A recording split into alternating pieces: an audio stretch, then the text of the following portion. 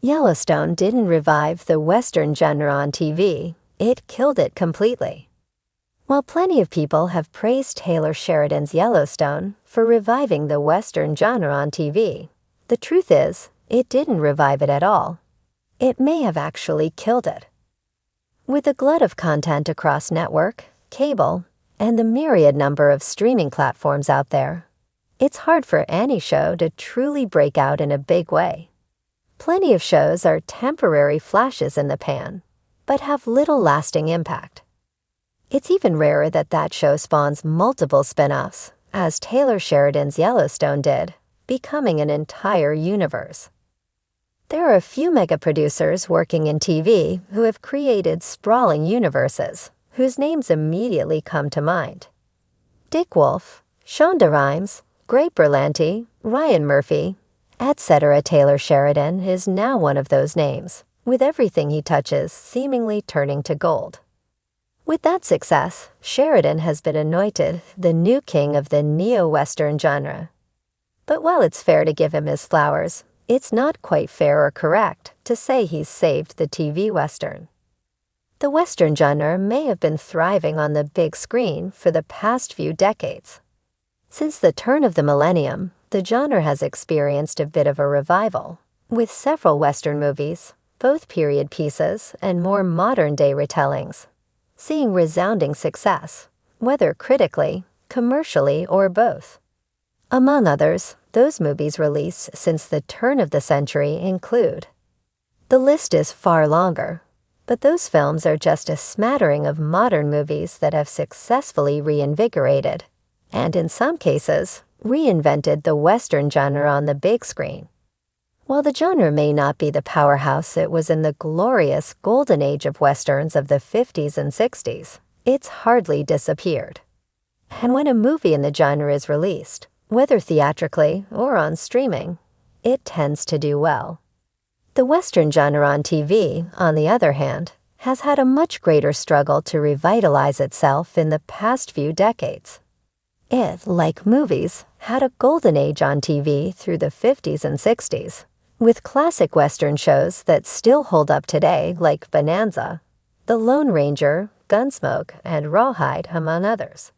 Huge Western stars of older eras also transitioned to TV at that time to great success, such as Gene Autry and Roy Rogers. By the late 1960s, however, there were no new Western TV shows being greenlit, and by the early 1970s, they were done. A Vietnam War-era American audience just wasn't interested in this seemingly old-fashioned genre. Since then, the Western genre has struggled to reinvent itself for the TV medium in a way the Western has never had an issue with in movies. There are far fewer pure Western offerings in that medium in this century. Deadwood, Longmire, Justified, and Hell on Wheels come to mind. Possibly a few others. The rest, however good they might be, are not true Westerns, but other genres blended with the trappings of a Western. Yellowstone seemingly changed that. Taylor Sheridan's show has been a juggernaut since it premiered in 2018 and put the TV Western back on the map. Its ratings were through the roof, and it became a rare water cooler sort of show that created buzz and conversation after each episode. Yellowstone's pop culture impact was so immediate that it actually created a huge influx of wealthy people moving to Montana, which in itself became a problem for the residents in and around Yellowstone via CNBC. The Western, it appeared, was back, except it wasn't. Like the aforementioned shows that are Western adjacent, Yellowstone isn't actually a Western. Instead, it's a drama. Yellowstone's story beats are firmly rooted in the family melodrama, specifically the gangster drama in the vein of the Dallas of old. A closer modern equivalent would be Succession. Narratively, Yellowstone is far closer to Succession than to Longmire. It's closer to The Godfather than to Gunsmoke, the family infighting over an empire and a legacy, with rivalries, alliances, and betrayals forming the core of the series. That's a melodrama, not a Western. That's not to say that Yellowstone isn't great, or that it doesn't include definite elements of the Western genre. For starters, the Montana setting is classic Western iconography.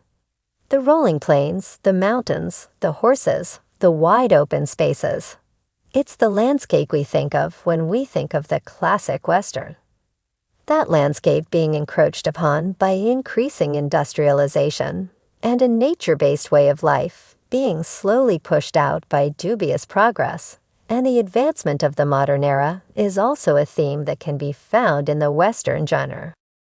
The inclusion of Native Americans in opposition to the white man, particularly the dubious treatment they receive, is also a theme that underpins Westerns. In the case of the classic genre, Native Americans have been maligned as the other, as savages, Indians, and other pejorative terms used to frame Native American and indigenous people of the American West as violent and primitive people standing in the way of rightful white expansion. Thankfully, that hasn't really been the case with Yellowstone, which has focused more on cultural preservation and battles over land rights for Native Americans. Regardless, at its core, Yellowstone is a quasi-gangster family melodrama, not a Western. One might think that the success of Yellowstone can only be good for the Western genre on TV, but you could make a fair argument that that's not the case. The problem with Yellowstone is that it didn't relaunch the Western genre on TV. Instead, it launched the Taylor Sheridan Western-ish universe. Again, that's not a slight against Sheridan, who is a machine of a writer and clearly a savvy negotiator behind closed doors. But as all Taylor Sheridan shows come from his mind, they all tend to have the same flavor. And now he's being spread too thin. We're already seeing the drawbacks of that. His Yellowstone spin-offs haven't been as well received as the flagship show, with some of those spin-offs being canceled in development and others taking far longer to make it to screens than originally anticipated. Even so, networks and streamers aren't known for their brave swings. They stick with what works, and Sheridan works.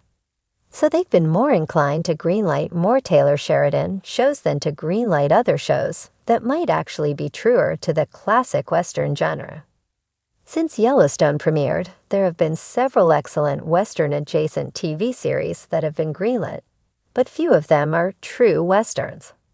Dark Winds is critically acclaimed, but it's a noir procedural thriller with Western elements.